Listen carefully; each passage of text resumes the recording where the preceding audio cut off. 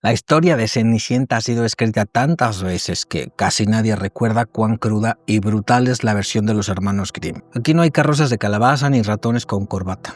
Lo que hay es una niña huérfana explotada por su madrastra, palomas que recogen lentejas en ceniza, mutilaciones autoinducidas, castigos oculares permanentes y una relación amorosa construida sobre un zapato, literalmente.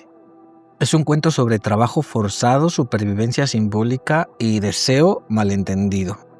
Y sí, también sobre cómo el patriarcado convierte el matrimonio en un premio por aguantarlo todo en silencio.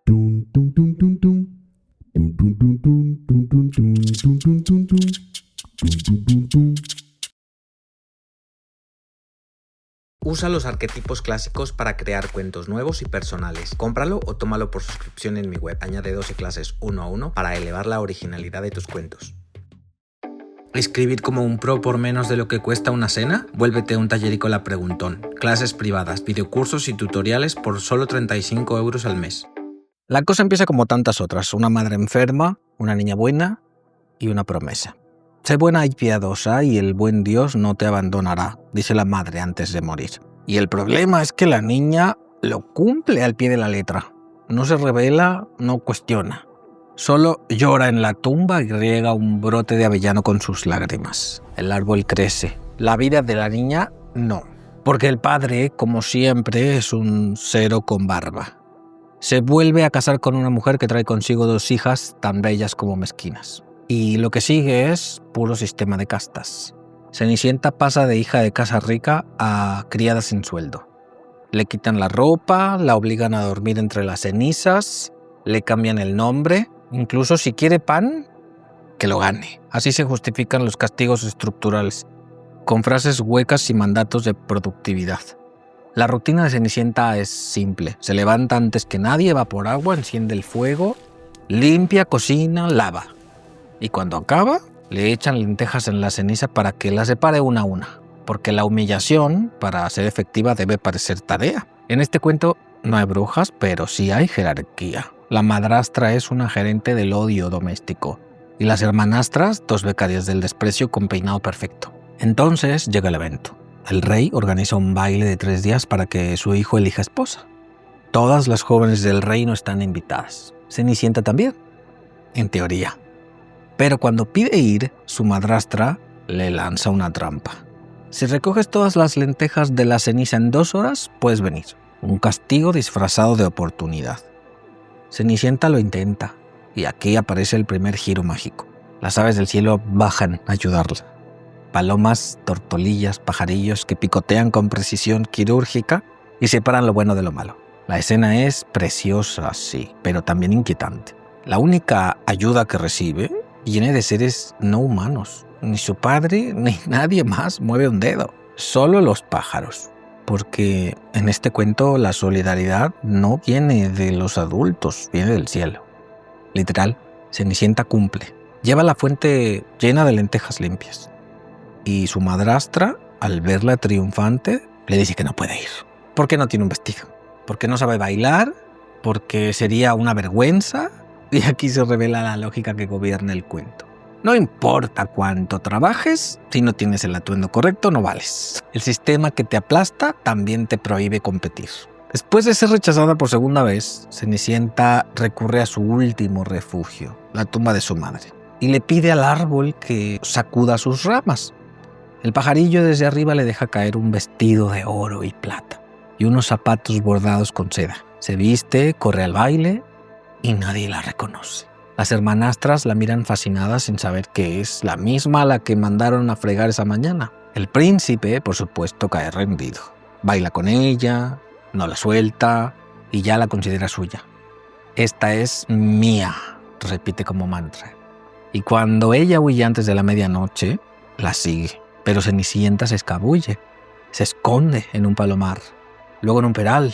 Él la busca con hachas, derriba construcciones y arrasa jardines, pero cuando vuelve a su casa, allí está Cenicienta, sucia entre cenizas, vestida con harapos. El disfraz es tan perfecto que nadie sospecha. El tercer día la escena se repite, pero esta vez el príncipe embadurna las escaleras con un pez.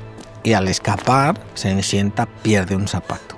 Una pieza minúscula que se convierte en prueba, en fetiche, en justificación para iniciar una búsqueda matrimonial basada en su talla del pie, porque en este cuento el amor no reconoce rostros ni voces, solo el calzado.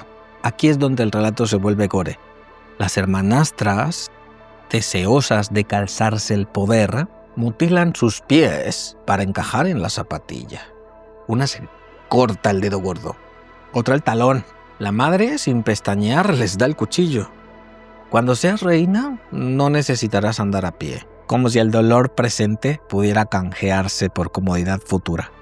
El patriarcado explicado en una línea. Y lo mejor, el príncipe no se da cuenta de la sangre.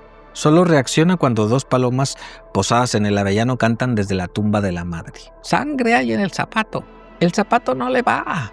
¡La novia verdadera en casa está! Sí, son naves justicieras. La conciencia externa que canta lo que nadie se atreve a decir. Las que denuncian la impostura, porque sin ellas el príncipe habría seguido feliz con una esposa que sangra en silencio. Finalmente aparece Cenicienta, lavada, vestida y muy digna. Se calza la zapatilla. El príncipe la reconoce, mágicamente. Y entonces entiende que era ella. Pero el castigo no ha terminado, porque las hermanastras, queriendo congraciarse, van a la boda y allí las palomas les sacan los ojos, uno a la entrada y otro a la salida, para que, como dice el cuento, quedarán condenadas a la ceguera todos los días de su vida. El mensaje: quien mira con maldad acaba sin ojos. Un castigo proporcional, sí, pero también un recordatorio de que no basta con pedir perdón cuando has querido robar el lugar de otra. El castigo en los Grimm es físico, sangriento y permanente. No hay redención, solo ajustes de cuentas. Pero el foco no debe estar en el zapato, ni en el vestido, ni siquiera en las palomas. El foco está en el hecho de que Cenicienta nunca se revela. No grita, no exige, solo espera. Solo llora en la tumba y pide cosas en voz baja. Es una figura de paciencia crónica. Su virtud es la obediencia y su recompensa, un marido. Y aunque se casa con el príncipe, nunca dice una palabra. El cuento, en el fondo, legitima la lógica del sacrificio femenino. Aguanta, cállate, limpia, sufre y espera. Si lo haces bien, un día alguien te verá y te sacará de la mierda, pero no por quién eres, sino por cómo luces vestida de oro. Las aves, curiosamente, son las únicas que actúan con autonomía. La ayudan, intervienen y denuncian, castigan, una forma de justicia externa, divina, que no se deja domesticar. Y la tumba de la madre, con el árbol de avellano, es el único espacio verdaderamente seguro para Cenicienta. Es allí donde recupera su fuerza, donde pide ayuda, donde se transforma. El resto del mundo, en cambio, la quiere calladita, peinada y encajada en una zapatilla. Y el príncipe, ese gran ausente emocional, ¿quién es realmente? Un hombre que no reconoce a su pareja si no lleva vestido de gala. Un tipo que escoge esposa por la talla de un zapato. Y que además necesita la ayuda de los pájaros para identificar a una mujer con la que bailó 3 noches seguidas. No hay amor, ni diálogo, ni complicidad. Solo insistencia posesiva y lógica de pertenencia. Cenicienta no es un cuento de superación. Es un retrato de cómo el sufrimiento femenino se romantiza, de cómo la injusticia se convierte en rito de paso y de cómo la recompensa final, el matrimonio, se vende como liberación cuando en realidad es otra forma de encierro. Si la Cenicienta te ha dejado claro que ningún zapato de oro debería decidir tu destino, mi videocurso Érase un arquetipo es ideal para deconstruir los cuentos que nos enseñaron a esperar el baile en lugar de escribir la historia. Hazlo a tu ritmo o súmale 12 clases 1 a 1 y empieza a narrar sin un pez en las escaleras que te haga resbalar.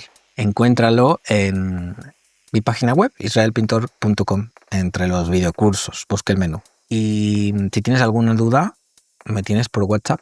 Ahí mismo en la web está el botón directo. Estaremos charlando en un plis. Yo soy Israel Pintor, coach literario y profesor del taller de escritura creativa. Escribe, que la vida son 2 días y no hay bloqueo. Si valoras este contenido, da clic al botón gracias y déjame una propinita para que siga formándote como un escritor profesional. Gracias. Usa los arquetipos clásicos para crear cuentos nuevos y personales. Cómpralo o tómalo por suscripción en mi web. Añade 12 clases 1 a 1 para elevar la originalidad de tus cuentos. ¿Escribir como un pro por menos de lo que cuesta una cena? Vuélvete un tallerícola preguntón. Clases privadas, videocursos y tutoriales por solo 35 € al mes. ¿Quieres tomar clases conmigo? Conoce mis cursos en israelpintor.com.